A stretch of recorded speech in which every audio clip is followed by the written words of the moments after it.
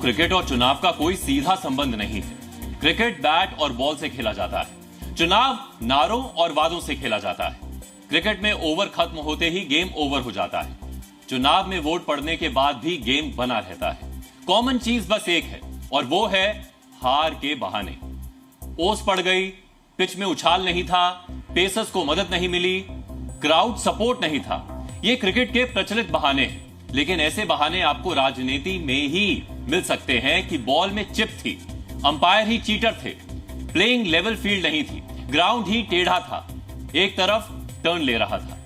सबसे बड़े लोकतंत्र में कल चुनावी नतीजे आने वाले हैं। कल सुबह से वोटों की गिनती होनी है। नतीजों के साथ कल क्या पिक्चर बन सकती है, इन बहानों की बात करके हमने आपको उसका बस एक ट्रेलर दिखाने की कोशिश की है। एग्जिट पोल में प्रधानमंत्री मोदी की हैट्रिक की संभावनाओं के बाद विपक्ष ने पूरे चुनाव को सवालों में खड़ा कर दिया है। एक तरह से चुनाव आयोग के खिलाफ अविश्वास प्रस्ताव पारित कर दिया है। इस प्रस्ताव का सार यह है कि विपक्षी दलों को अपनी हार किसी कीमत पर स्वीकार नहीं है। इंडिया अलायंस तय कर चुका है कि चुनाव वही जीत रहा है। विपक्ष हार जाता है तो वो इसे लोकतांत्रिक धोखाधड़ी मानेगा। मोदी और एनडीए की जीत को विपक्ष चुनावी बेईमानी मानेगा। हम ही जीतेंगे वरना खेल बिगाड़ेंगे। चुनावी राजनीति में यह दुर्लभ उदाहरण है। चुनाव आयोग ने आज सारे आरोपों के जवाब दिए हैं। पहले यह देखिए कि विपक्ष नतीजों को खारिज करके कैसे एडवांस संकेत दे रहा है। विपक्ष अभी तक सिर्फ ईवीएम और वीवीपैट को लेकर सवाल उठा रहा था, लेकिन कल वो पोस्टल बैलेट को भी शक के दायरे में लाया। चुनाव आयोग जाकर उसने 5 मांगे रखी। इनमें एक ये थी कि ईवीएम के वोटों से पहले पोस्टल बैलेट की गिनती हो। चुनाव आयोग ने विपक्ष की मांग मान ली है। जानकारी भी दी है कि कल अरुणाचल और सिक्किम में भी पोस्टल बैलेट ही पहले गिने गए थे। इंडिया अलायंस का दूसरा आरोप है कि कल ईवीएम और वीवीपैट से परिणाम पलटे जा सकते हैं। चुनाव आयोग से उसकी दूसरी मांग में यही था कि ईवीएम का कंट्रोल यूनिट सीसीटीवी की निगरानी में रहे। ईवीएम सील करते वक्त उसका टैग एजेंट को दिखाया जाए। जेल जाने से पहले अरविंद केजरीवाल अपनी 4 थ्योरी में घोषित ही कर गए थे कि बीजेपी ईवीएम घोटाला पहले ही कर चुकी है। विपक्ष तमाम एग्जिट पोल में बीजेपी की जीत की संभावना को भी वोट घोटाले का पार्ट बता रहा है। उसका आरोप है कि सारे एग्जिट पोल एक तरफा हैं और भूमिका बनाने के लिए हैं ताकि वोटों की हेराफेरी को झुठलाकर नतीजे जस्टिफाई किए जा सके। विपक्ष के मुताबिक इसके बाद सरकार दलील देगी कि इतनी सारी एजेंसियों के अनुमान कैसे गलत हो सकते हैं। इंडिया अलायंस का चौथा बड़ा आरोप है कि सरकार ने सभी जिलों के डीएम को हर हाल में बीजेपी को जिताने का टारगेट किया है। कल जयराम रमेश ने गृह मंत्री अमित शाह पर 150 जिलों के कलेक्टरों को फोन करने का आरोप लगाया। उसके बाद अखिलेश यादव ने भी कहा कि एग्जिट पोल में जीत का आधार ईवीएम नहीं, डीएम है। आज चुनाव आयोग ने जयराम रमेश से सबूत मांग लिए। नतीजों को आने से पहले ही खारिज करने की क्रोनोलॉजी इन तस्वीरों में देखिए।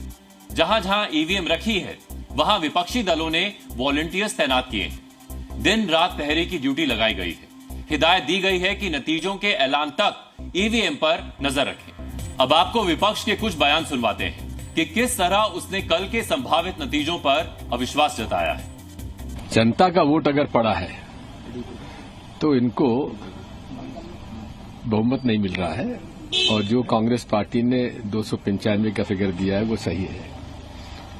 और उसके बाद यदि 300 पार तो वो जनता का वोट नहीं है, वो ईवीएम मशीन का वोट है।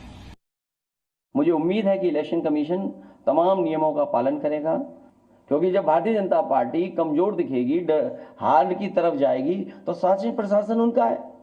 उनकी कोशिश होगी कि एजेंटों को भी डराएं धमकाएं।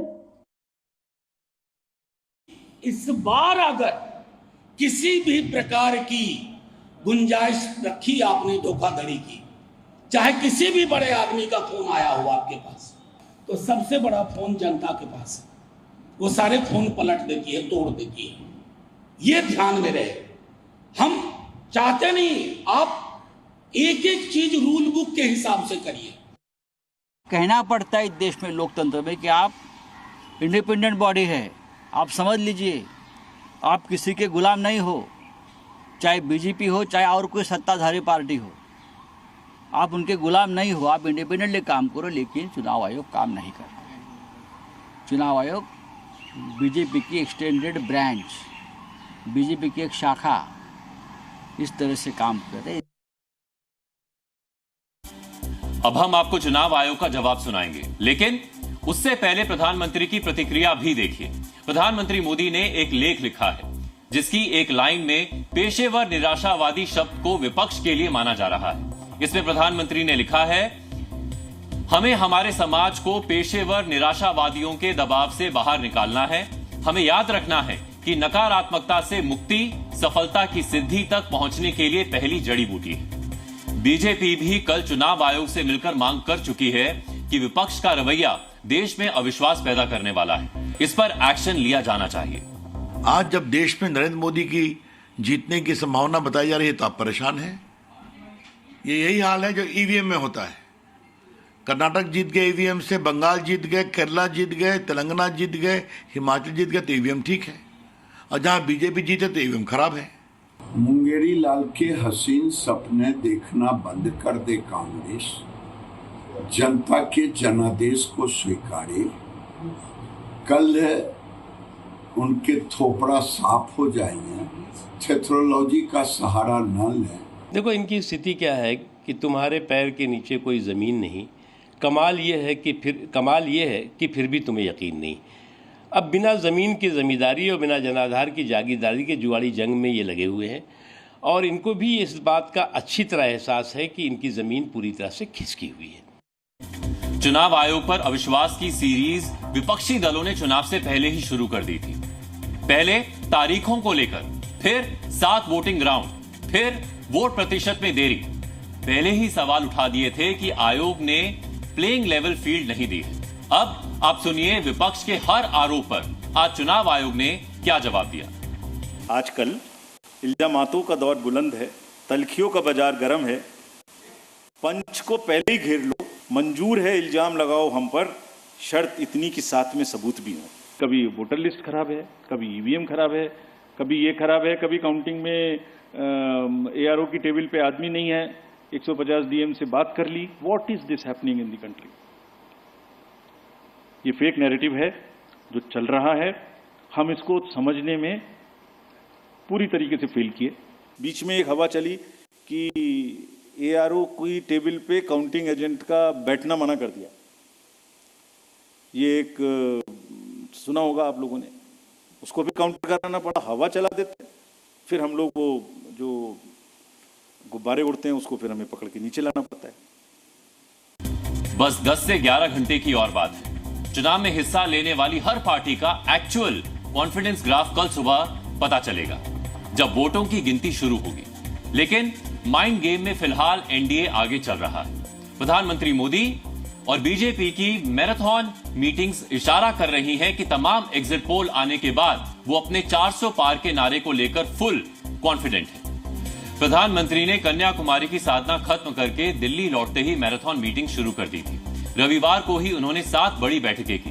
2 बैठकें चक्रवाती तूफान रेमल और हीट वेव पर थी, लेकिन सबसे ज्यादा चर्चा उस बैठक की है जिसमें मोदी 3.0 के 100 दिन के एक्शन प्लान पर चर्चा हुई। पीएम ने चुनाव के दौरान कहा भी था कि 100 दिन का प्लान वो पहले ही बना चुके हैं। मेरे फर्स्ट 100 डेज, तो इस प्रकार से मैंने पूरा डिजाइन बना अफसरों को काम पे लगा दिया है, क्योंकि मैं 1 मिनट भी गंवाना नहीं चाहता हूं जी। हालांकि कांग्रेस को इस पर एतराज है। उसे प्रधानमंत्री की मैराथन बैठकों में ब्यूरोक्रेसी पर दबाव बनाने की कोशिश दिख रही है। ये सब एक मनोवैज्ञानिक खेल है हमारा हौसला कमजोर करने के लिए। पर इंडिया जनबंधन को मैं कहता हूं विश्वास के साथ कह सकता हूं। और कल सारी पार्टियों की बैठक भी हुई और वहां आंकड़े पर विश्लेषण हुआ। 295 सीटों के कम इंडिया जनबंधन को आना बिल्कुल असंभव है। जी न्यूज़।